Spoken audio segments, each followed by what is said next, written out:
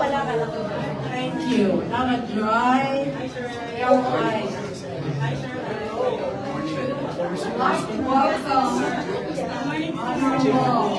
Mayor Isko Moreno Dagoso. Mayor, welcome.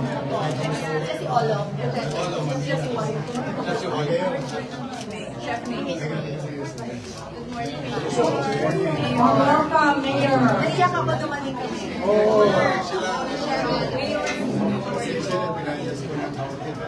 Meron ako alas 12 sa Lucid with Crema, yung association. Oh, yeah. This is Olof. Olof is the reason. So, should we ask Mayor na to open the first portal? Yeah, first portal doon. Welcome to Adultery Center. Mayor. I like the color. Diba talagang matches you? Okay, so, And Honorable Mayor. Nakapag-prayer na. Opening Mayor, first if you portal. read this first. Okay.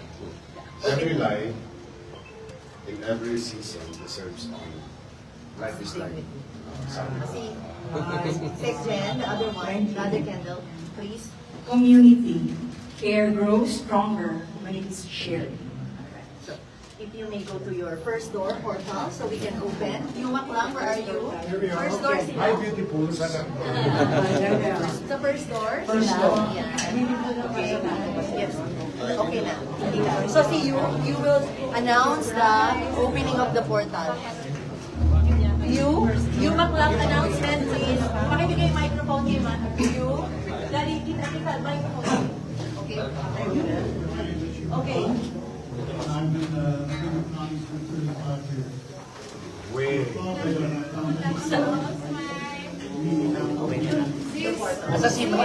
See you open your portal.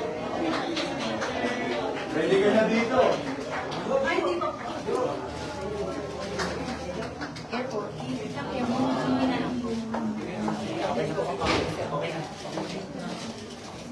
Okay, so Mayor, so this is daycare for adults. It's the first in the Philippines.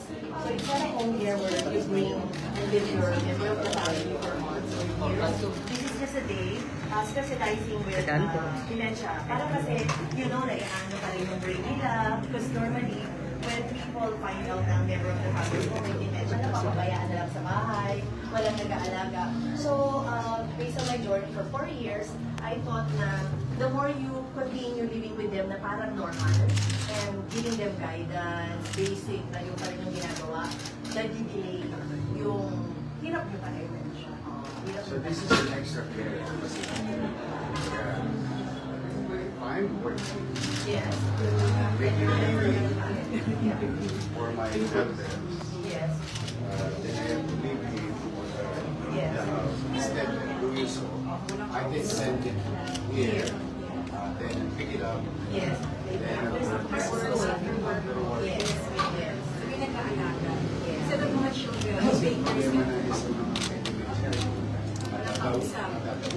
yes.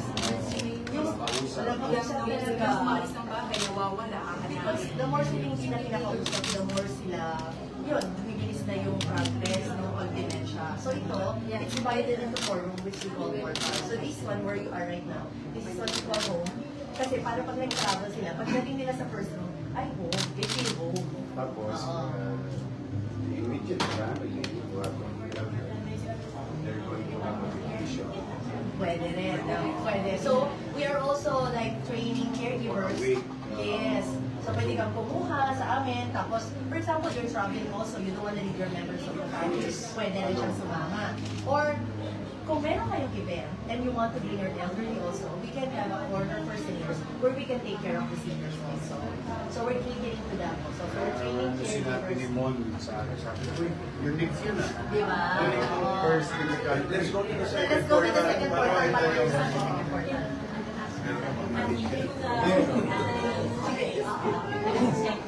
Sige, sige.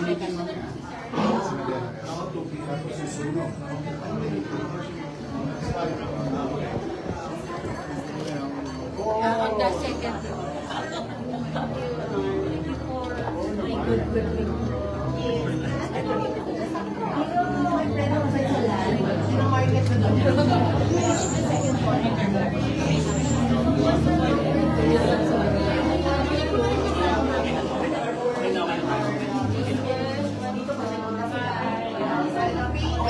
Counting, all these art activities na mag-move pa rin yung brain nila. Para at least pag iniwan sila, hindi naman nakatungan. This is DPG net, yung mga testa. Ang tutulong sa atin sa mga scholars sa mga sa caregiving na galing sa barangay, yung mga barangay health workers, di ba? We can guide them how to do it. Yes, so at least, di ba? Yung hindi nila kaya dali sa home care ng family, at least like ako, I've never learned how to do caregiving. So, through this journey I've learned, and through help of us, we work together to recreate or upscale yung mga barangay nutritionists, barangay health workers, even the caregivers. Yes, work with the LG. Para wag naman tayo iwan, kailangan din natin ang mag-aalaga sa atin. Kayo nila, Jay. Marami kayong graduates sa Para maka-work din yung mga kasi minsan naiiwan sa bahay para mag-alaga. Yes. Yes. Going to the third floor pa.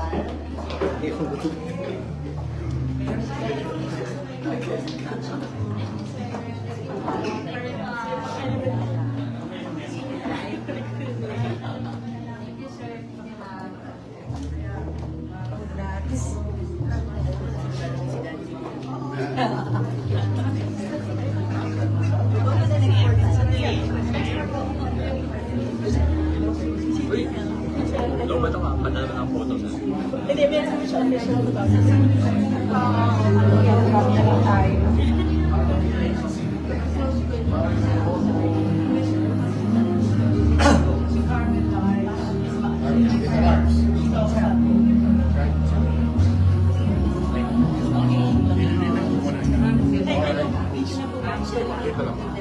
Para makita lang yung facility, pagpila yung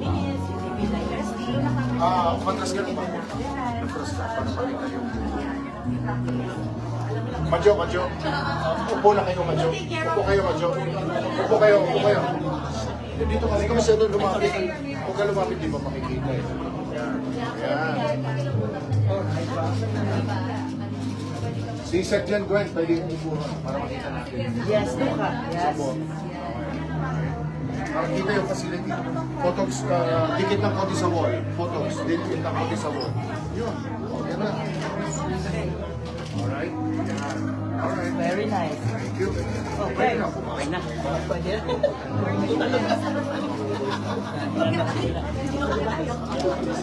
Nakita ko yung line mo doon. Doon ko na. Pero hindi ka mag-aalala, pag iniwan mo yung member ng family mo, they're really taken care of. Inisip talaga siya na yung ma-stretch siya 8 hours na nangyayari na hindi sila mapapano. Hindi mo capacity. Ilang We would like to have maximum 6 lang per room. Kasi pero naglilipat-lipat kasi sila, di ba? So 6 lang, 24. But this is a showroom. We have another space now that we're building now. Gusto ko lang siyang i-KCR sa kanila, actually. Ilang sport na? Mga mami? May kapag-drive yan. Audits na.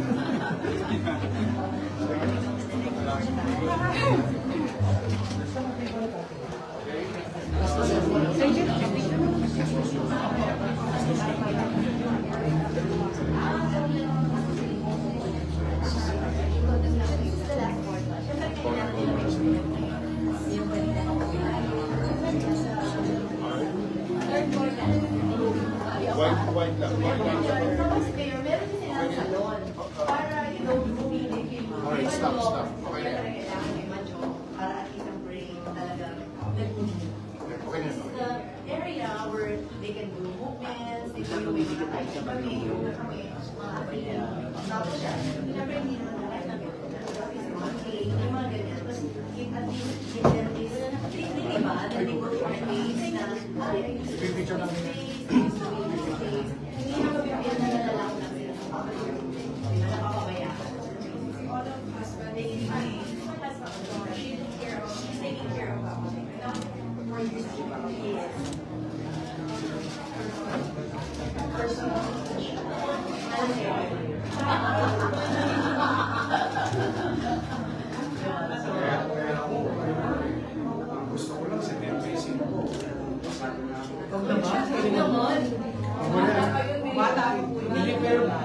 Delikado kasi yung katawan ko eh. Ano ko eh, 10 years old, hard labor na. So, kumbaga sa makina ng Toyota, marami na kilometro. May ano pa ng questions that way mo? Frances po, ng PNPC. Yes. Mel Bayonet. Ay, so yung interview. And this is here. Sige, sige. So, anong feeling po ng adult daycare center today? Well, one, I would like to thank the company. First, doing such global, yes, you may call it business, but it's the empathy and love for our people, being compassionate, our elders. Because this is in line with City of Manila's policy and giving added value, importance to our seniors. This is another step. The good thing about this is that it is coming from the private sector. So we would call others to do the same. Manila is about 205,000 senior citizens in the city. Sure, baka naman yung mga sila, yung mga seniors na Yes. O dala ng, you'll never know gaano kahirap ang pagtataguyod nila sa kanilang sarili at sa kanilang pamilya all their life. So, the very least that we can give to our elders to make them feel that may gobyerno na ipinagmamalasakit yung ating mga nakatatanda. In the remaining years sa mundo natin, maramdaman man lamang nila na mahalaga sila sa pamahalaan. And in fact, yung work for seniors, nangyayari yan dito sa Manila. Dito yan, nag-umpisa sa Manila. Yeah. Yes. Nabibigyan ng pagkakataon dito malalakas natin senior citizen to be productive. And may bago ngayon na we're very proud and grateful to Starbucks. On top of the list existing, like McDonald's, Jollibee, Shakey's, and all other franchise businesses doing business in Manila, aligning their workforce with the policy of the city to give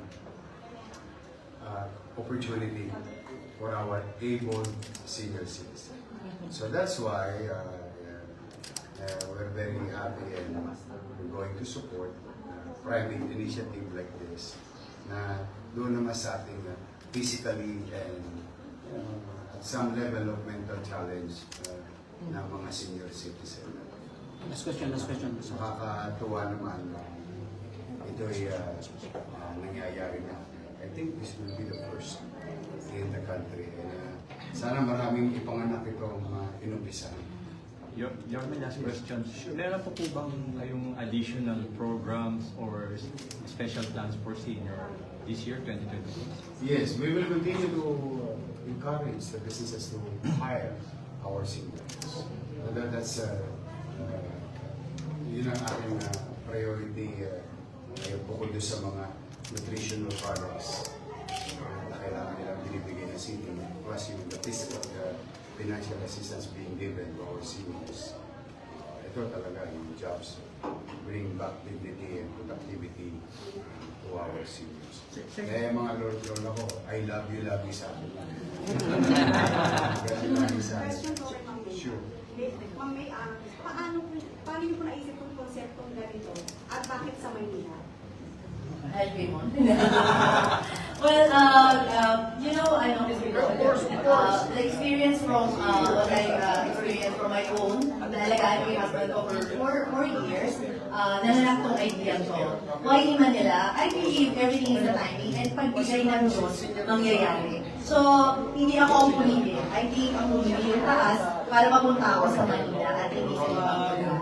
So, At the same time, Manila is a very good market. I've been telling that to the businesses. Yeah, we have about 2 million population night time and 3 million day.